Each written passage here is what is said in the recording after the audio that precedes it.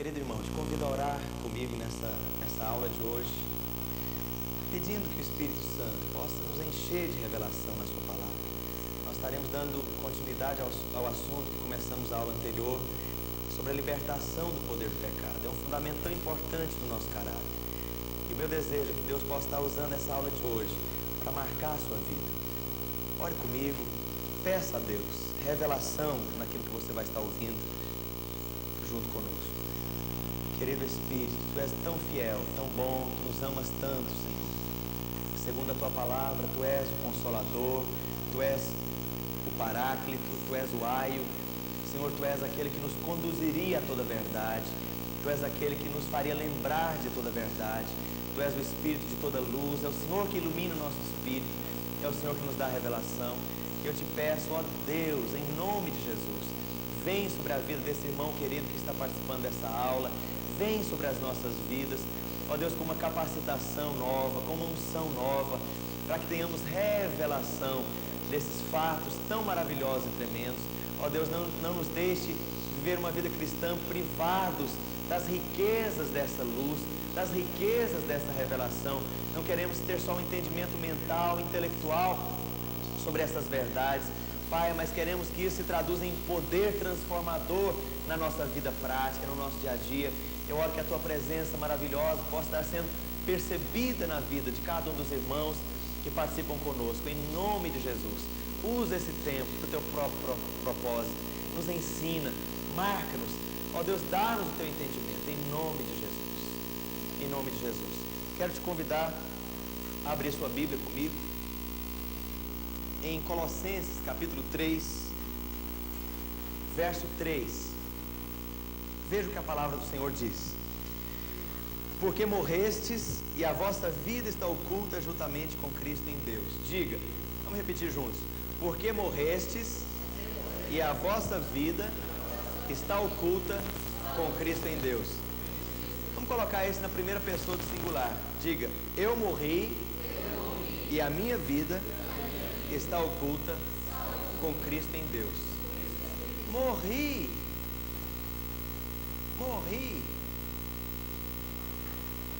Diga, morri. Não vou morrer, morri. Também não é gerúndio, morrendo. Cada dia morre um pouco. É morri. Abra ainda lá em Gálatas. É um outro texto poderoso. 5, verso 24. Olha o que a Bíblia diz: e os que são de Cristo Jesus crucificaram a carne com suas paixões e concupiscências. Diga, eu que sou de Cristo Jesus, crucifiquei a carne com suas paixões e concupiscências. Em que tempo verbal está esse verbo? Os que são de Cristo Jesus crucificaram a carne. É futuro? É passado? É presente? Ou é gerúndio?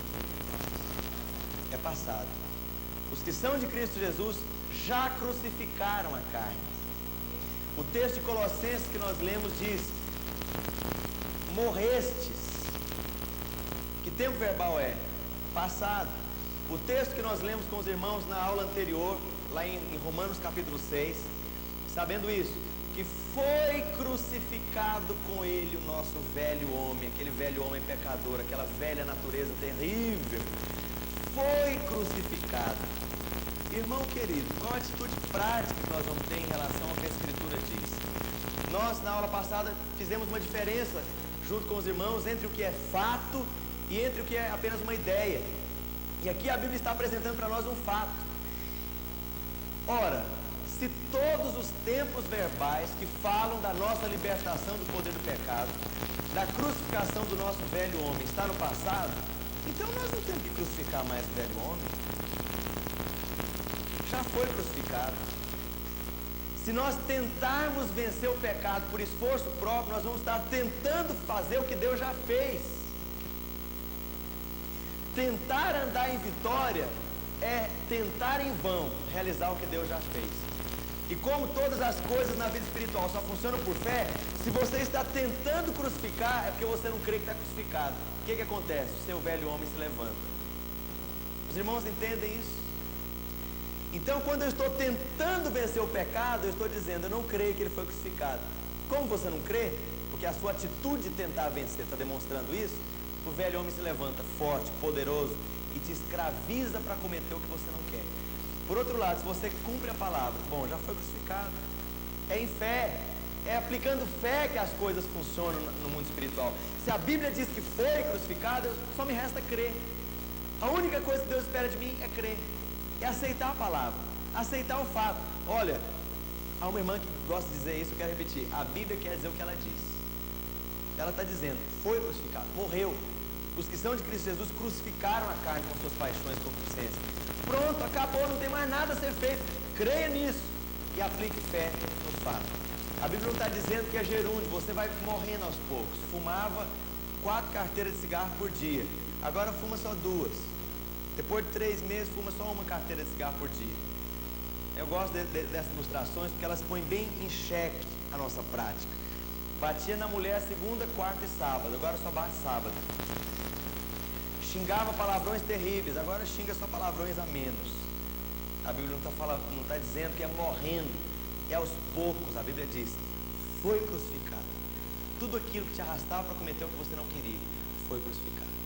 E olha, quero dar o meu testemunho pessoal para os irmãos. Eu me converti em tenra idade, eu devia ter mais ou menos uns 12 anos de idade. E a igreja onde eu me converti era uma igreja onde não havia discipulado, não havia visão de aconselhamento, nem de ovelhas discipularem outras ovelhas, não havia um cuidado pastoral dentro dessa visão. Eu não cobro isso dos meus líderes, porque eles próprios não tinham revelação dessas coisas. Mas olha, eu vinha do mundo, e o mundo é sujo, os irmãos sabem. Depois de 2 anos na igreja, eu não sabia que, por exemplo, masturbação era pecado. E naquela época, jovenzinho ainda, eu era escravo desse tipo de pecado. E eu aprendi, depois de um tempo, que de fato aquilo era algo pecaminoso, mas eu não tinha força para vencer. E eu orava, jejuava, eu tomava decisões, eu cheguei a fazer votos a Deus dificílimos, porque eu cria que era a minha vontade que não estava sendo forte o suficiente para vencer aquele pecado grosseiro. Até que depois de muito tempo, depois de muita derrota, depois de muito jejum, muita lágrima, muita tristeza, muita sensação de que eu não era salvo, o diabo vem acusando você depois que você peca, que não tinha saída para mim, que não tinha maneira de vencer o pecado, que aquilo indicava que eu nunca podia ser um crente legítimo, eu não era um crente sincero, porque eu pedia perdão a Deus, pouco tempo depois estava caindo no mesmo pecado. Depois de muito tempo, de muita tristeza, muitas lágrimas, muita frustração, Deus nos trouxe entendimento disso. Eu falei, Pai, quanto tempo eu fiquei lutando em vão. Não é por luta. A vitória não é consequência de muita luta, de muito esforço. A vitória é consequência de revelação e descanso em fé. E é interessante, depois que essa luz pelo Espírito brotou no meu interior, Deus me levou a ter vitória sobre esse tipo de pecado, sem esforço, descansando. Quando as pressões batiam interiormente, quando eu percebia o velho homem tentando se levantar, para me puxar, para me atrair para fazer o que eu como nova criatura não queria fazer, eu aprendi que era tão simples. E olha, irmãos, eu estou falando de uma experiência, não estou falando de uma teoria, não estou falando de algo que eu li, estou falando de algo que experimentei profundamente. Muitas ocasiões, apetites vinham em muitas direções. Simplesmente eu levantava o meu espírito, erguia o meu espírito diante do Senhor e louvava a Deus. Senhor, obrigado porque eu estou crucificado contigo.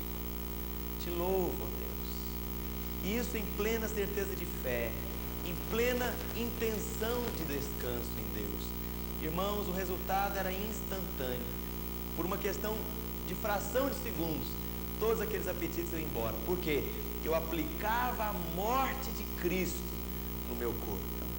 Isso é o que a Bíblia chama de considerai-vos mortos em Cristo Jesus e apresentai os vossos membros como sacrifício santo, vivo e agradável a Deus.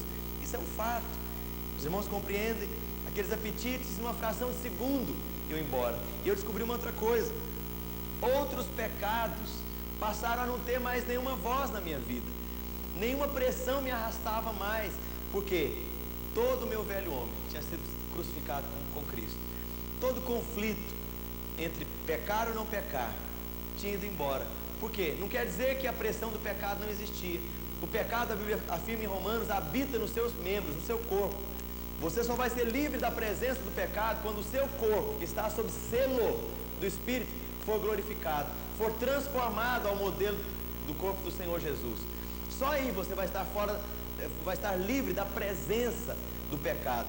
Mas há uma coisa: o velho homem que fazia conexão entre o seu corpo e o poder do pecado, e o pecado que habita no seu membro, foi embora. A Bíblia diz que ele foi crucificado.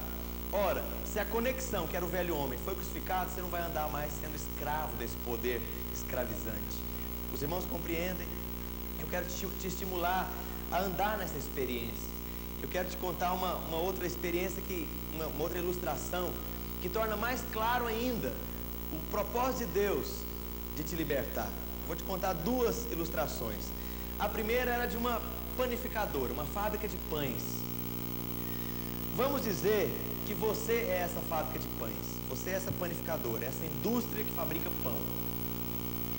E vamos dizer que os pães são os pecados. Todo dia a padaria fabrica pão. De manhã tem pão, à tarde tem pão, de madrugada sai pães, pão quentinho, sai rosca, sai pão francês, sai vários tipos de pão. Pão, pão, pão. O que o pão aqui vai simbolizar? Pecado. Pecadinho, pecadão, pecado grosseiro, pecado maior, pecado menor, pecado terrível, pecadinho, pecadão, pecado doce, pecado azedo, pecado salgado, pecado fermentado, pecado sem fermento, pecado sírio, pecado francês, pecado italiano, todo tipo de pecado. E é interessante que vamos chamar também o padeiro de velho homem. O padeiro, que é o profissional que sabe fazer pão, ele tem a receita dos pães, ele sabe dosar a quantidade de farinha para a quantidade de fermento, para a quantidade de produtos químicos ali, que são alguns elementos que são usados na panificação industrial. Então o padeiro é o velho homem. Então vamos dizer o seguinte, que você é essa padaria. Então você se converte e você tem entendimento que Deus perdoa os seus pecados. Então todos os pães da padaria, que são os pecados, são tirados. Aqueles pães velhos, pães mofados, farinha mofada, farinha cheia de fungo, cheia de mofo. Então alguém vem e dá uma limpeza geral em você. Tira todos os pães, remove tudo, limpa tudo, lava tudo. Os azulejos ficam branquinhos, tudo limpo. É colocado um desinfetante perfumado. Não tem nenhum resíduo de pão na padaria mais. Isso fala do cristão que teve entendimento do perdão dos pecados. Ele... Ah, Jesus, tenho paz, porque o Senhor perdoa os meus pecados. Mas 2 horas da tarde chega o padeiro, põe farinha na maceira, pega o fermento, joga lá em cima. Daqui meia hora tem pão de novo, cometeu o pecado de novo. Então, do que isso nos fala? Não adianta só limpar a padaria, não adianta só perdoar os pecados, tem que matar o padeiro.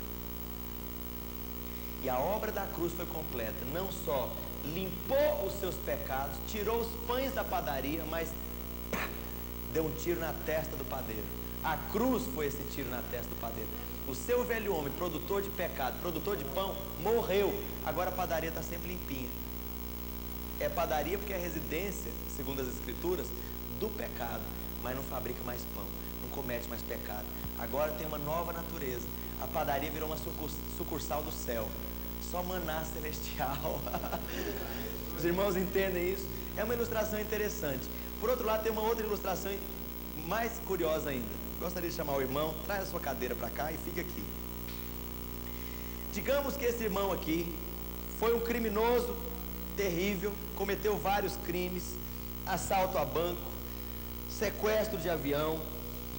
Ele atentou inclusive contra o presidente dos Estados Unidos e por isso foi condenado a 40 anos de cadeia. 40 anos de cadeia, está preso na cadeia. Só que depois de um certo tempo, depois de cumprir 20 anos da pena, com bom comportamento, a Suprema Corte do Brasil resolveu dar um habeas corpus para ele. E disseram para ele, agora nós vamos abrir a cela. Como que é mesmo o nome do irmão? Luciano. Vamos abrir a cela para o Luciano. Aí chega lá um mandado da Suprema Corte, o carcereiro vem e abre a cela do Luciano. A cadeia agora não está mais presa, não está trancada, perdão, está aberta. Só que não avisam para o Luciano que a cadeia está aberta. E ele fica mais 10 anos na cadeia. E ele não sabe que ele está livre. Aí até que um dia um carcereiro chega e fala: escuta, você não é o Luciano fulano de tal? Aquele que sequestrou aquele avião? Rapaz, a sua pena já foi perdoada há 10 anos. Por que você ainda está na cadeia? Aí você fala: porque não me falaram, diga. Porque não me falaram. Irmãos, assim acontece com muitos crentes. Por falta de revelação, que houve libertação, que a porta da escravidão está aberta, que a cadeia foi quebrada, a pessoa continua debaixo do jugo. Aí fica pedindo para Deus abrir. Digamos que o Luciano aqui está suplicando para o carcereiro abrir a porta. Então suplica, Luciano: abre a porta, carcereiro, diga. Abre a porta, carcereiro. Mas com mais fé, com mais entusiasmo. Porta, carcereiro, eu quero sair. Aí eu como carcereiro fico pensando comigo. Eu como carcereiro, olhem para mim aqui, os irmãos que estão participando do curso. Eu como carcereiro eu fico pensando: ele deve estar doido. Eu já abri a porta faz 10 anos. Ele está pedindo para eu abrir. Querido irmão, esta é a sua atitude quando você tenta vencer o pecado. E você: oh Deus, me liberta. Você jejua 3 dias: Senhor, me livra desse cigarro. Meu Pai, me liberta. Deus fica pensando lá com seus botões: meu filho está pedindo, não posso responder, porque já foi respondido. Se você já teve a resposta, Deus não pode responder 2 vezes. Você já está liberto. É uma questão de você saber isso, crer no fato e tomar posse para a sua realidade de vida. Os irmãos entendem? A cela já foi aberta. Então não adianta clamar: Deus me liberta. Ele diz: mas eu já libertei, meu filho. Falta você entender isso. Falta você compreender que a porta da cela está aberta. Falta você entender que o padeiro morreu. Não tem mais fabricante de pão na sua vida, fabricante de pecado. Os irmãos compreendem isso? Pode se levantar e levar sua carteira, Luciano. A cela está aberta. Glória a Jesus. Deus é assim, irmãos. Deus é um Deus prático. E a cruz tem toda a resposta que você precisa. Amém? É muito importante nós compreendermos que toda a obra da libertação do poder do pecado foi realizada na cruz do Calvário. Já foi efetivada na cruz. O que eu preciso ter? Revelação. Busque luz. Deus dá-me luz disso. Deus dá-me entendimento disso. E olha, mesmo que você entenda intelectualmente, persista nesses versículos. Persista crendo nesses versículos, declarando esses textos que nós mencionamos nessas 2 últimas aulas, e se apropria deles.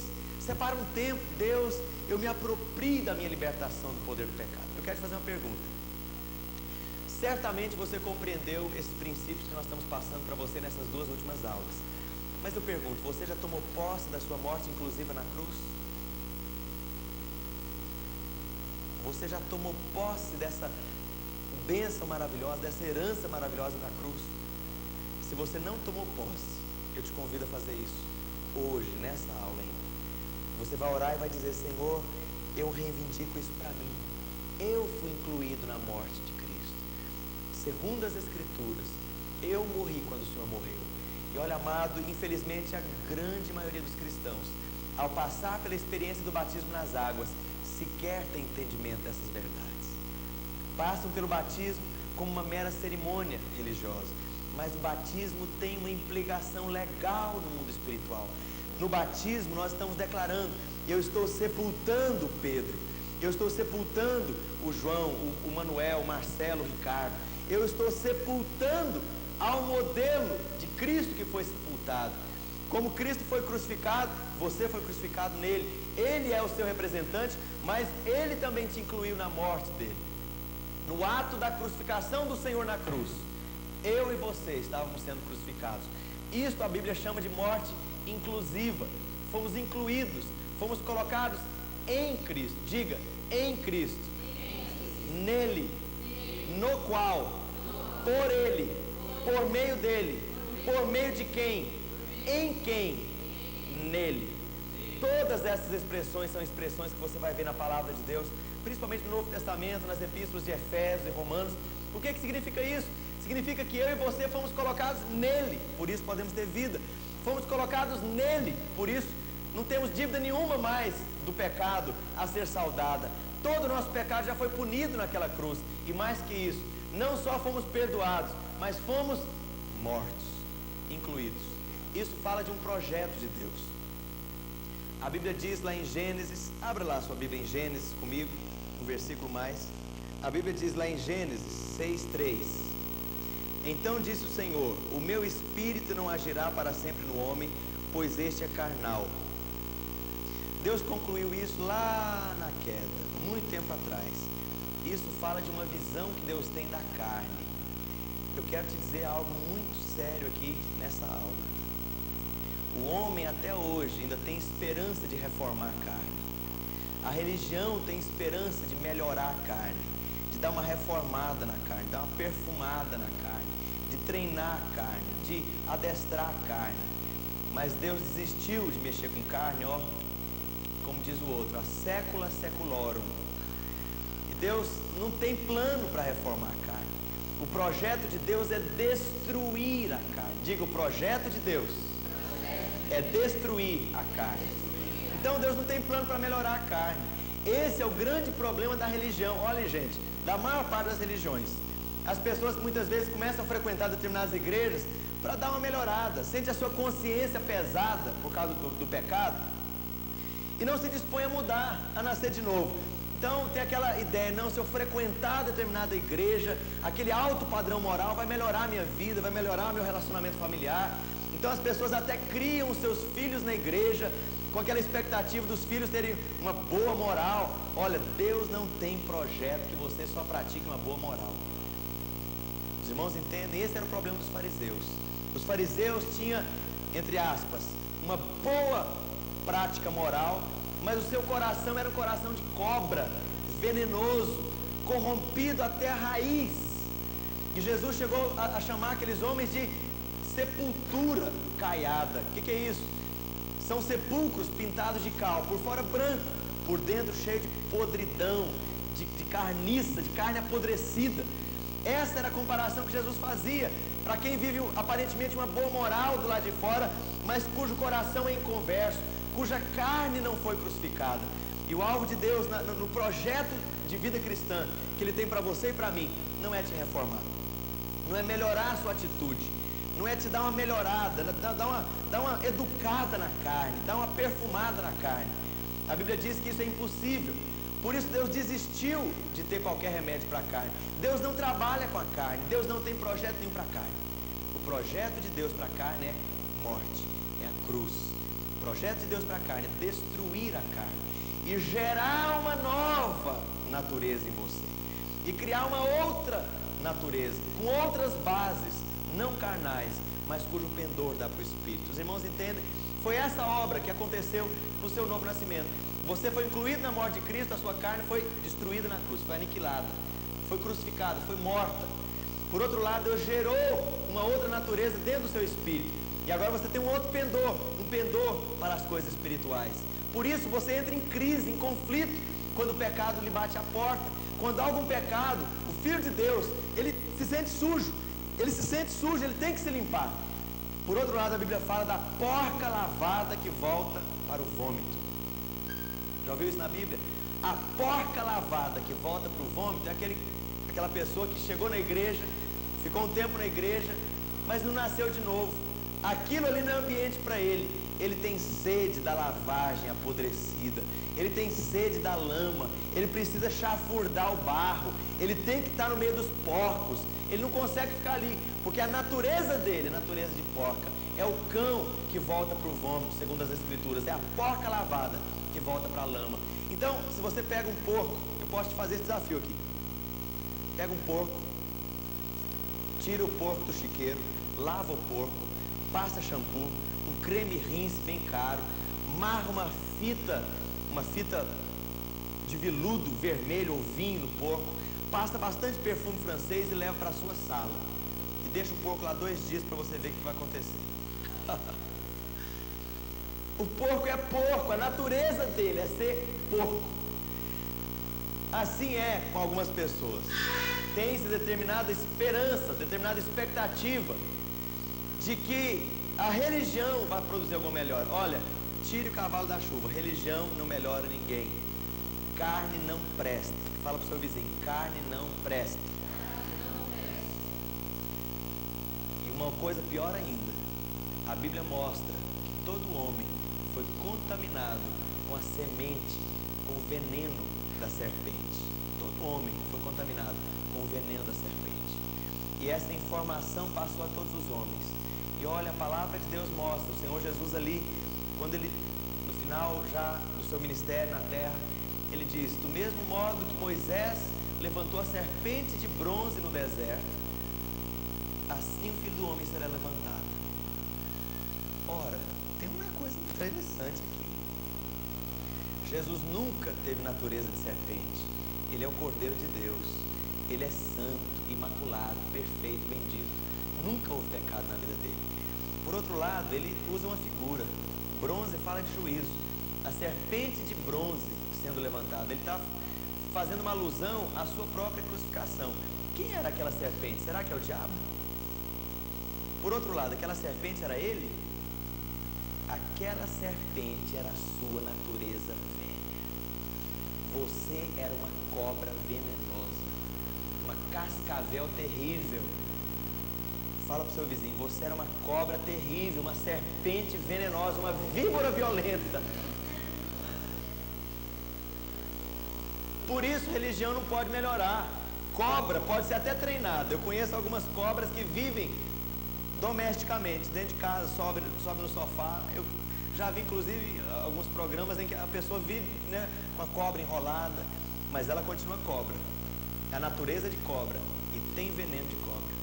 Por isso, tem alguns crentes, entre aspas, no meio da igreja, que não passaram pela experiência de nova conversão. Se você pisa no rabo, lá vem a cascavel soltando veneno. Por quê? Está na igreja. O comportamento foi até educado, foi alterado. Tem linguagem de crente, fala como crente, canta igual crente. Tudo, ele parece crente. Só que a natureza é de cobra. E o veneno que ele segrega é veneno de cobra. Por quê? Porque a natureza não foi incluída ainda na morte de Cristo. Não passou por uma experiência genuína de novo nascimento. Sem o novo nascimento, em que você é morto e nasce novamente, a natureza velha é destruída e há uma natureza nova reinando em você. Sem essa experiência, não tem esperança. Pode ser uma vovozinha bonitinha, de cabelo branco, penteadinho, cheirosa, que faz quitutes deliciosos. Se ela não morrer e nascer de novo, vai para o inferno com tudo, com pão de queijo, com biscoito, com quitute, com tudo. Deus é claro com isso. Pode ser uma moça cheirosa, da saia engomadinha, santinha, nunca dançou, nunca foi no mundo, nunca namorou. Se não nascer de novo, vai para o inferno com a placa da igreja, o diploma de batismo. Os irmãos percebem, Deus é um Deus de realidade. Tem que nascer de novo. Tem que nascer de novo. Fala para o seu vizinho, tem que nascer de novo. E o novo nascimento, ele produz uma transformação dos fundamentos do seu ser. A velha criação é destruída na cruz. Isso é um fato. Diga, a minha velha criação foi destruída de uma vez por todas na cruz do Calvário. Eu e o meu velho homem fui incluído na morte de Cristo. Nasci de novo e tenho uma nova natureza. Essa foi a obra que Deus fez na cruz. Por isso você não tem que tentar vencer o pecado. É uma questão de revelação, fé e apropriação. Você quer tomar posse da sua libertação? Da libertação do poder do pecado? Às vezes você já conviveu com isso esse tempo todo. Se você de fato nasceu de novo, isso já é uma bênção para você. Agora eu pergunto, por que nós não entramos nessa experiência no ato da nossa conversão? Porque no ato da sua conversão, o que importa é a paz, é o perdão dos seus pecados. Você quer se ver livre logo dos pães da padaria. Todo o peso do pecado perdoado é o que chama a atenção. Você, Deus me perdoa, agora eu sou salvo, sou perdoado, sou lavado e remido no sangue. É algo tão grande, é uma bênção tão maravilhosa que enche o seu coração. E você ignora o próximo passo. Qual que é o próximo passo? Não só ser perdoado, mas ser liberto do poder atrativo do pecado. Amém?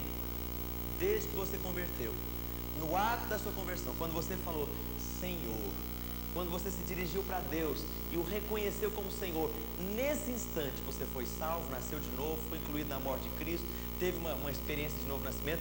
Tudo aconteceu automaticamente, é um milagre.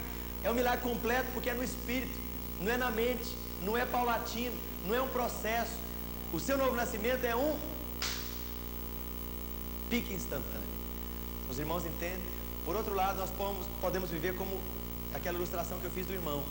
Esse tempo todo de vida cristã, com as portas da libertação abertas, e eu pedindo para Deus: me liberta do cigarro, me liberta do cigarro, me liberta da mentira, me liberta da sensualidade, me liberta da masturbação, me liberta, Senhor, desse apetite de compras voraz que eu tenho, me liberta. E Deus fica lá pensando: meu Deus, ou meu eu, né? Deus falando consigo próprio: eu já libertei o meu servo, ele está pedindo algo que eu não posso atender, eu já atendi. Isso foi algo que aconteceu há 2000 anos atrás. É uma bênção que a cruz já produziu há tantos anos atrás. Amém? Que o Senhor Jesus possa te dar revelação, possa te encher o coração com esse entendimento. Amém? É o desejo sincero do meu coração. Gostaria de pedir ainda que você abrisse a sua Bíblia em mais um texto aqui, em Romanos capítulo 8.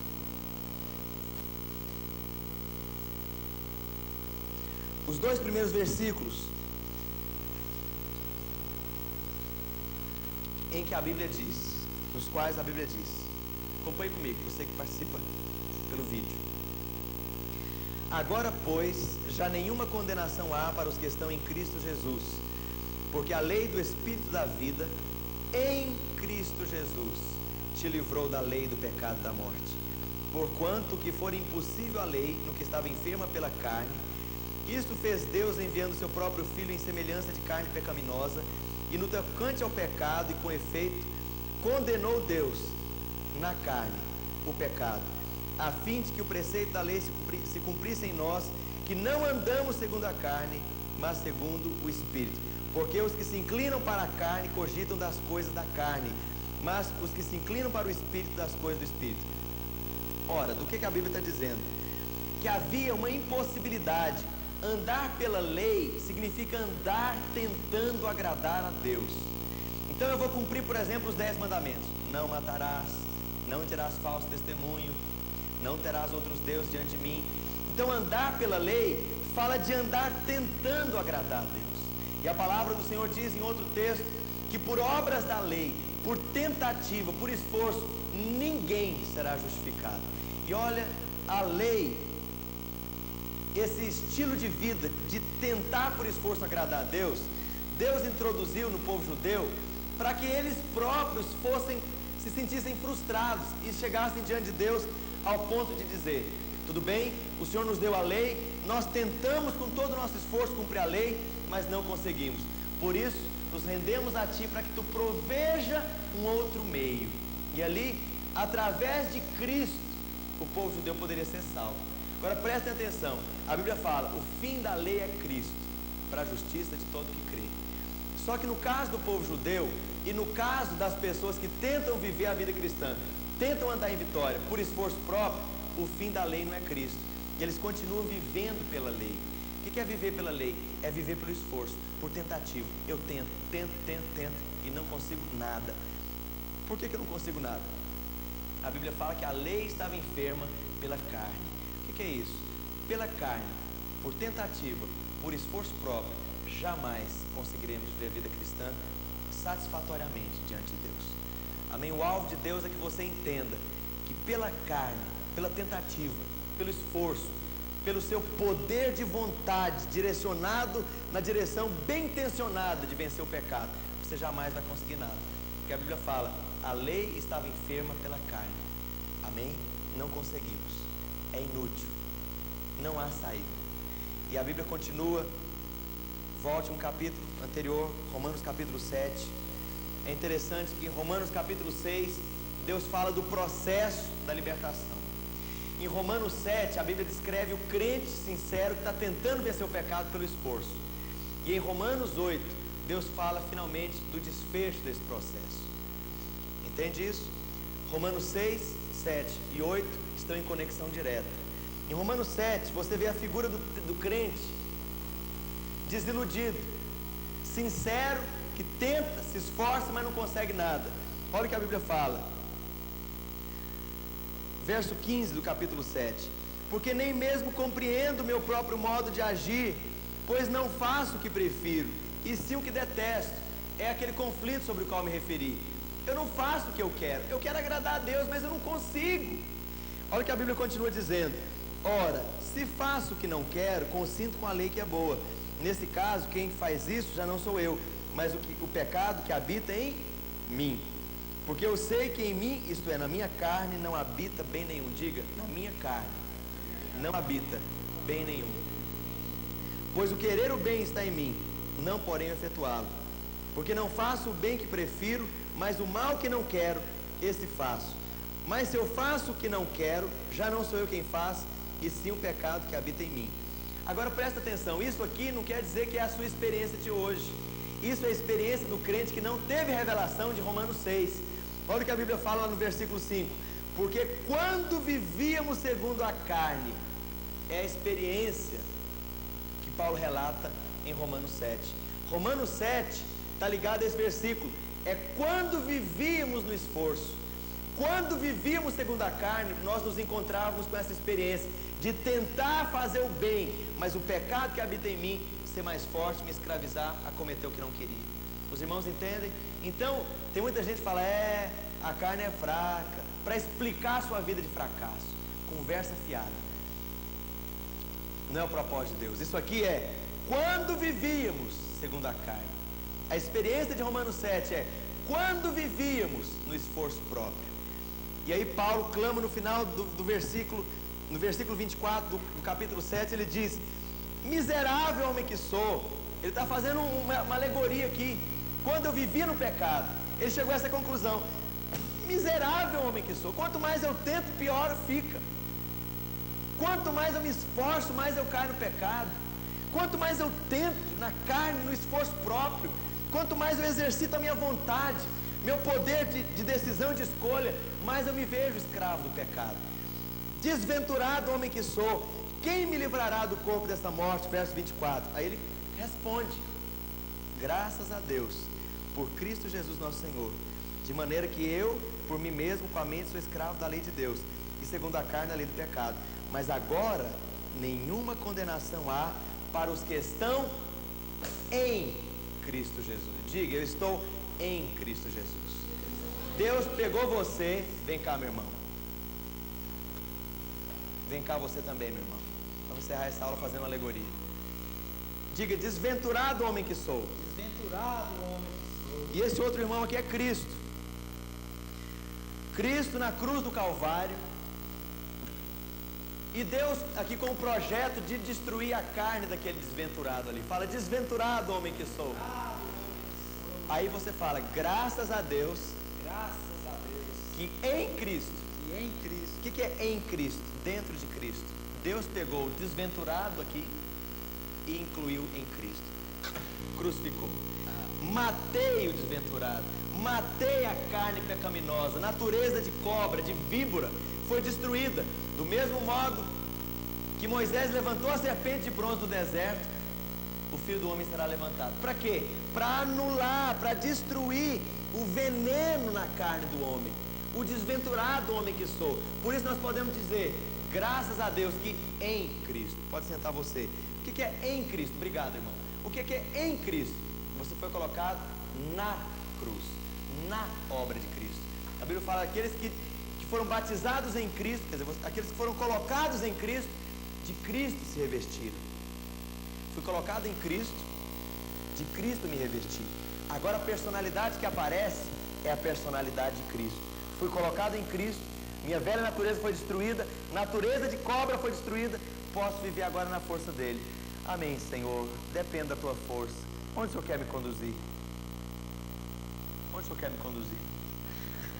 Depende de ti. Vence o pecado por mim. Aí o Senhor me conduz. Ele me leva para lá quando Ele quer. Ele me leva para cá. Não sou mais eu, nós. Porque Cristo habita dentro de mim. Fui colocado nele. Lembra daquele texto que nós lemos em João capítulo 14? Obrigado, irmão. Bíblia fala, naquele dia, no dia da ressurreição, vós sabereis que eu estou no meu Pai, eu em vós, vós em mim. Quantos creem que estão em Cristo e Cristo está em nós? Vou te dizer uma outra verdade maravilhosa. É impossível tirar você de Cristo e retirar Cristo de você. É uma tarefa que homem nenhum pode fazer. Potestade e poder nenhum dessa terra pode. O presente século, nem a futura era poderão fazer isso. Você para sempre está colocado em Cristo, porque a aliança é eterna. Amém? É seguro esse fato de que a sua carne, o seu velho homem, foi destruído, incluído na morte de Cristo. Você não tem que lutar mais. Vitória não é questão de muita luta e muito esforço. É questão de você ter revelação no Espírito desse fato maravilhoso realizado na cruz do Calvário e você se apropriar disso para a sua realidade própria. Amém? Eu quero te convidar nessa aula que está terminando a você se apropriar da sua morte inclusive. Talvez você nunca teve essa experiência e talvez você nem queira fazer isso agora. Eu te desafio a buscar a revelação desse fato. Esse é um fundamento básico importantíssimo. Amém? É preciso você caminhar na revelação dessa obra. Se você tem revelação disso, e se você se apropria disso, meu irmão, você vai entrar numa dimensão de descanso em Deus tão tremenda. Eu quero te convidar, se você tem luz, se você está recebendo luz nessas aulas, você entendeu, compreendeu isso, eu quero te convidar a tomar posse da sua morte inclusiva na cruz. E a partir de hoje você vai se considerar todo o tempo morto em Cristo.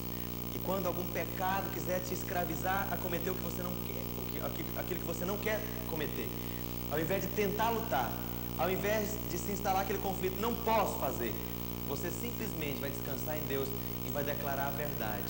Senhor, obrigado porque eu fui crucificado contigo. Obrigado porque eu morri na cruz com o Senhor segundo as Escrituras. Você não vai declarar isso para ser verdade, você vai declarar porque é verdade. Os irmãos entendem? Então feche seus olhos aí onde você está. Eu quero orar com você. Pai, nessa hora eu peço que o Teu Espírito Santo encha de revelação, envolva a vida desse irmão querido que está participando dessa aula. Ó Deus, que aquela alegria transbordando do Teu Espírito venha trazendo esse entendimento de libertação, de vitória, que somos livres do pecado, Senhor, que não temos que lutar, que estamos numa posição de completa liberdade, Pai, porque fomos incluídos na morte do Senhor. Quando o Senhor morreu, nós morremos. Isso é um fato segundo as Escrituras.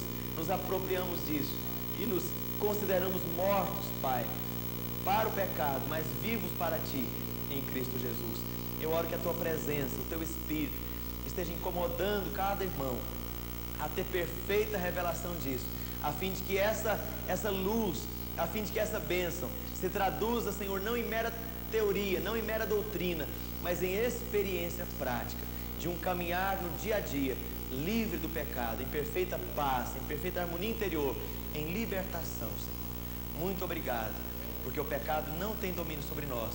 Muito obrigado, porque os que são de Cristo Jesus crucificaram a carne com suas paixões e concupiscências. Aleluia. Meu irmão, que bom, é tão gostoso nós nos sentirmos livres. É tão bom essa sensação de liberdade, libertação. A palavra fala ainda lá em Gálatas que Ele te libertou. Não use da liberdade para dar ocasião à carne. Amém? Nós somos completamente livres, não devemos nada para ninguém. Vive essa liberdade, desfruta essa liberdade. Amém? Que o Senhor possa te abençoar.